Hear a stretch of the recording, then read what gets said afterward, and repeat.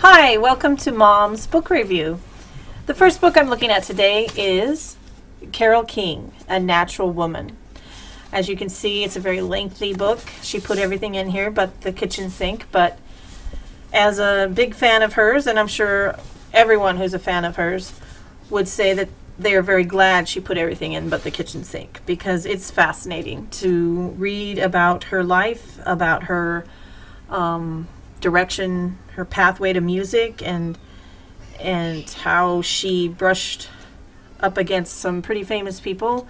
I mean, she's obviously famous herself, but it's just a really interesting read. I wouldn't say it's a literary work of any kind, but because her life and the curiosity about her life is so strong, she doesn't need to be a literary writer. So one of the things that really stands out to me are the moments that she describes, that you always wonder about, like the song Natural Woman.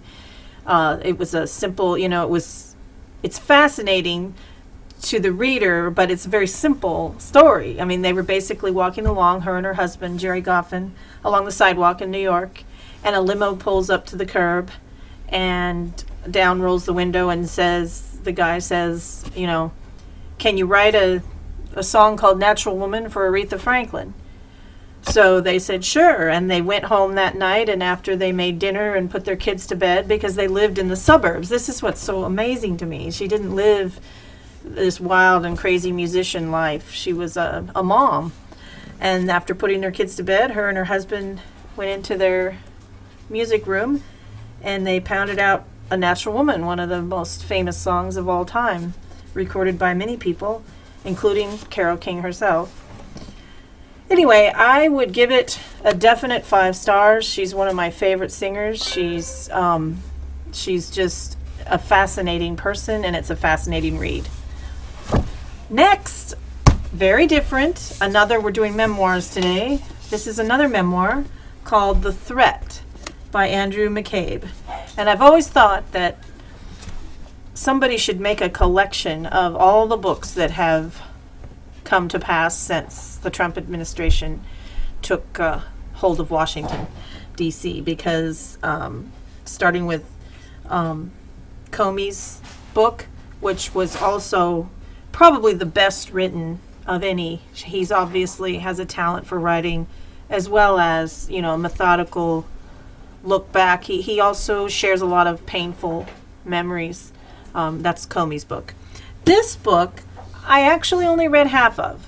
And the reason is I had started Carole King's memoir while I was reading Andrew McCabe's memoir. And let's face it, I'm a musician, and I'm a writer, and I'm an artist. And I think this could always win out when that's the case. But to his credit, he did what he does best. He put down the facts. In fact, that's one of the most interesting parts of this book. I mean, of course, it's all interesting. At least I've only read half of it, but the half that I did read was interesting. But how he begins is his FBI file. He starts out just listing his own FBI file, which I find rather humorous as well as informative. And I thought, this is perfect, because it's sort of like those moonwalkers. When they got back from the moon off Apollo 11, one of them said, I think it was Buzz Aldrin said that, here you sent a bunch of scientists up there, and then you're expecting us to have all this philosophical commentary, and that's not how we are. That's not who we are. They're scientific people. They don't talk about their feelings. And so I thought that was interesting, that everybody wanted to know how, the grandiose feelings that they had or whatnot. And so just keep on going. So sorry, my cameraman here is giving me some tips. So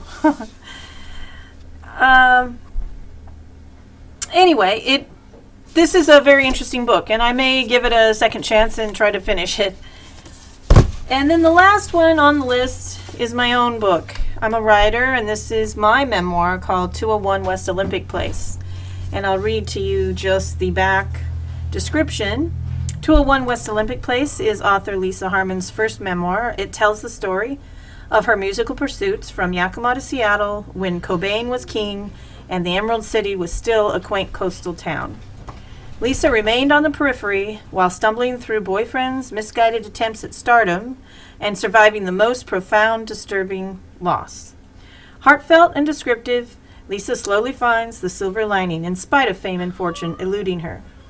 Written in the author's own unique style, 201 West Olympic Place provides the reader a journey back to a cozier town before Bezos and the rest of the billionaires squashed its soul. It also serves as a reminder that whether something is a success or not isn't always what defines us. And that's my book. And it's, revealing to a degree, but it's my story, and I love the cover. It's a painting called The Clavichord, the artist's daughter at the clavichord.